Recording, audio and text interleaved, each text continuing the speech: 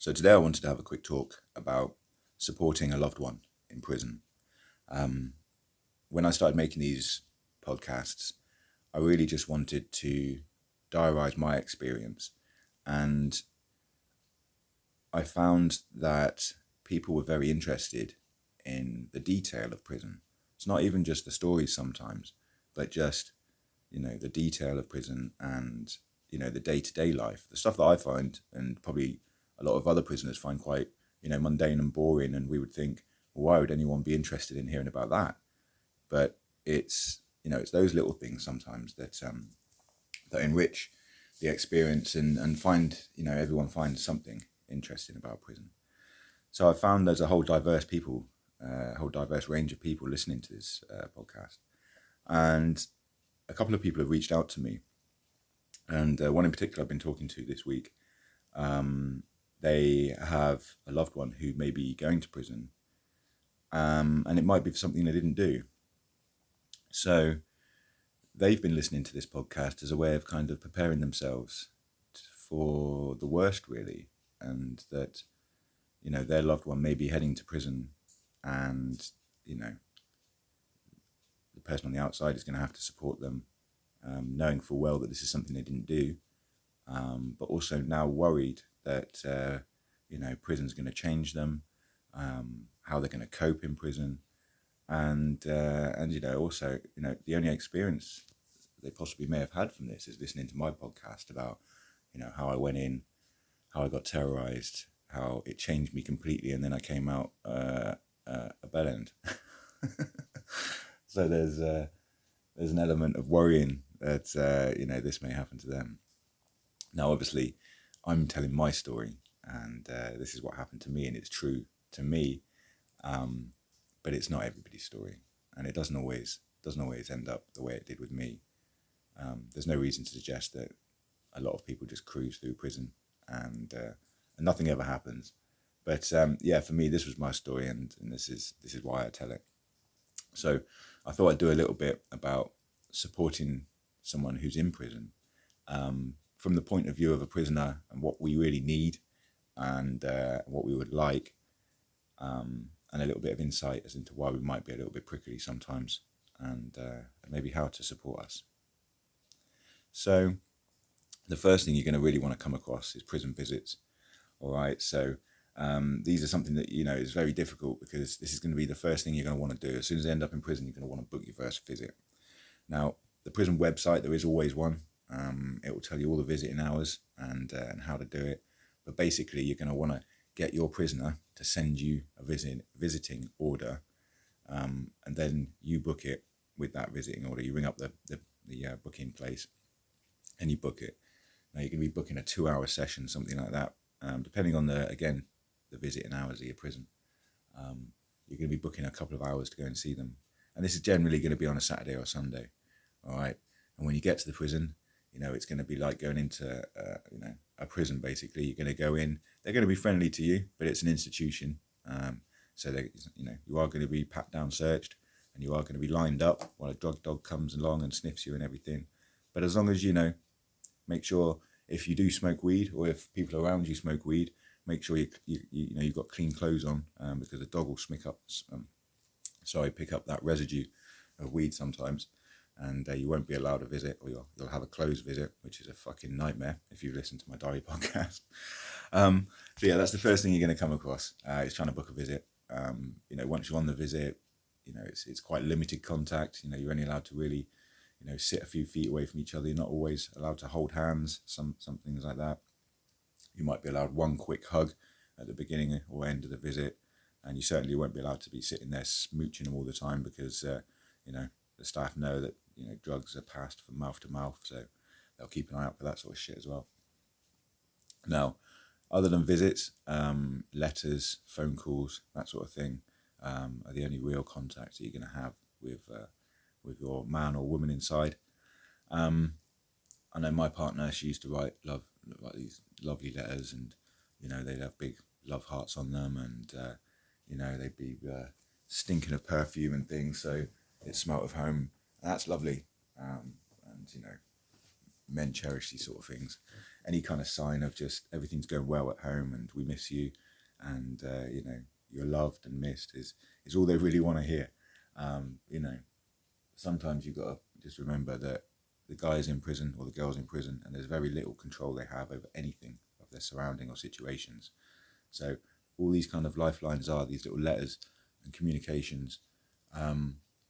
Just need to keep it lighthearted and everything's going great. We miss you. Can't wait for you to come home. Because, I used to read these letters. I'd read it and then read it again and then read it again.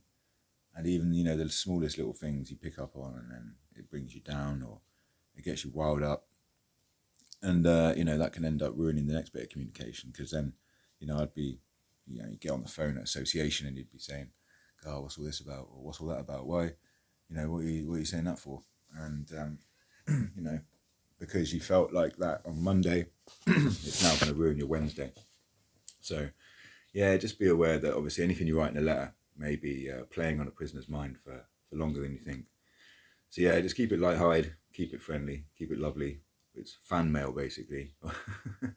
All you need to do is just, you're supporting the person in there and keeping them going. And the phone calls are going to be a stressful time because, especially back in the day when I was in prison, I know the phones, they're trying to get a lot more access for the phones. Some prisons have got phones in their cells. Some prisoners, allowed iPads and shit now so they can communicate with the outside. It's bizarre. It really is bizarre. Yeah, when I was in there, sometimes you'd be queuing up for 45 minutes to get on the phone. And because there's such a lot of people wanting to use the phone in such a short amount of time, they only kind of allow you like a 5-minute time slot to use the phone. So it's stressful. You could be dealing with all sorts of fucking bellends in the queue, trying to push in, trying to fucking just wind you up, and it's chaotic. And you may have been having a shitty day. You get pushed to the edge, and then you've got 5 minutes to speak to a loved one. So it could be your girlfriend, it could be your mum, it could be a boyfriend, it could be whoever, and suddenly that isn't the perfect conditions to be having the best phone call with. So from the outside, when you're receiving communication from the prison, just remember, they may be under a lot of pressure just to even get onto the phone call with you. They're going to sound down, they're going to sound dejected maybe, going to be talking quietly because they're going to be surrounded by people. And, again, all they want to hear is that you love them, you miss them, and you can't wait for them to come home. So, other than that, supporting someone in prison, now, financially, their bills are going to be much lower. They can get by. You could send them 20 quid a week and they would quite easily get by. You could live like a king in prison on that, because they're going to be earning something, in the region of about a tenner a week in prison if they get a decent job. That covers your very basics. You got to get toiletries. If you smoke, you're going to have to be. I know you don't smoke anymore in prison, do you? So it's all those little fucking e-cigarettes now.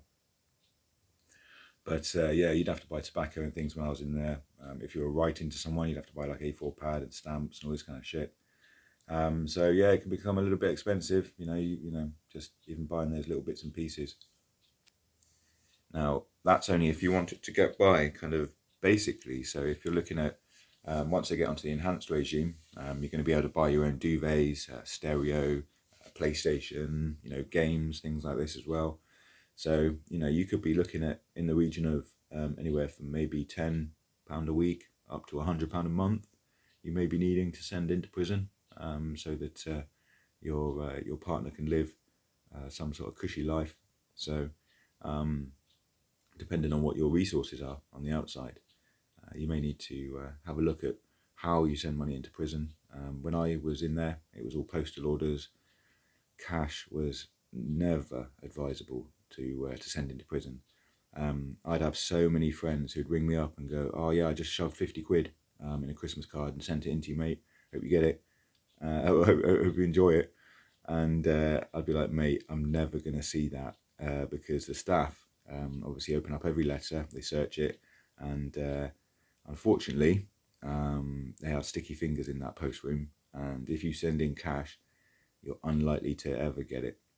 It's very, very rare. I've had money go missing so many times because people would just throw 50 quid in a letter or an envelope, something like that, and just post it in with my name on it, and it would never get to me. So yeah, postal orders. Again, look at the website for the prison. And while you're on there, just have a few look at the Google reviews as well. There's always a few. Yeah, cash. Look at how the prison want you to send it in, and send it in digitally or fucking postal orders as much as you can. So yeah, looking after them financially is going to be a little bit of a drain sometimes as well. But you know, you got to remember that a chocolate bar in the evening sometimes can pick you up, or you know, just change your mood. Keeping yourself fed.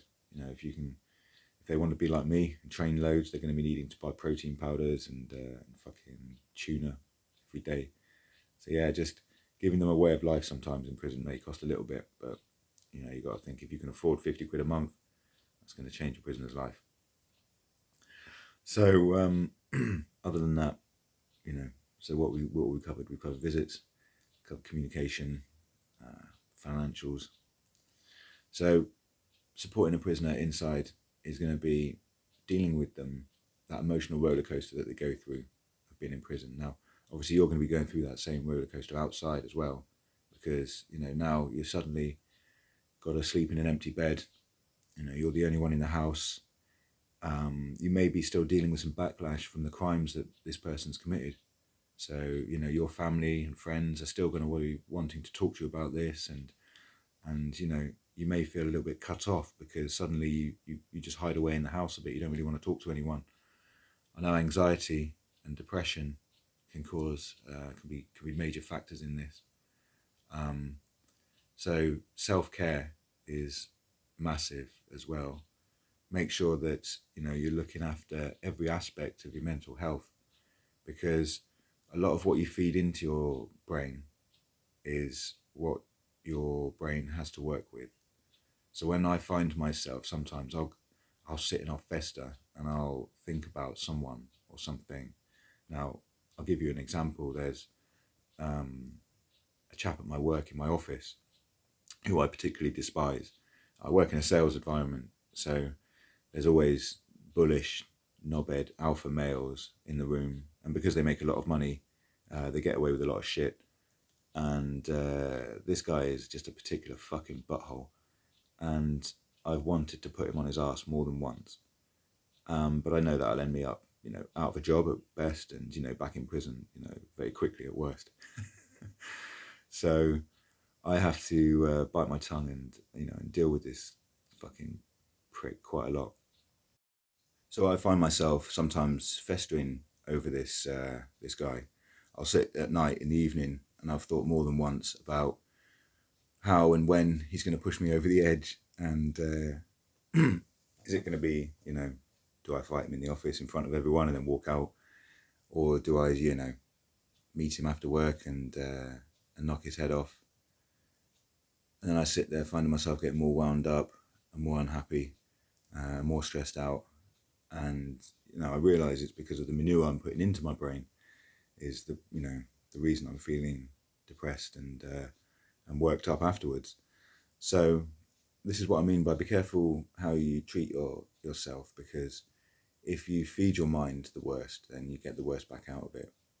So positivity, and I know it sounds a bit hippified, but feeding positivity into your brain, not dwelling on the worst. Always, you know, think of the blue skies and the best days, and then suddenly you'll find your mood changing, and you can pick yourself back up again. Anxiety is rooted in fight or flight.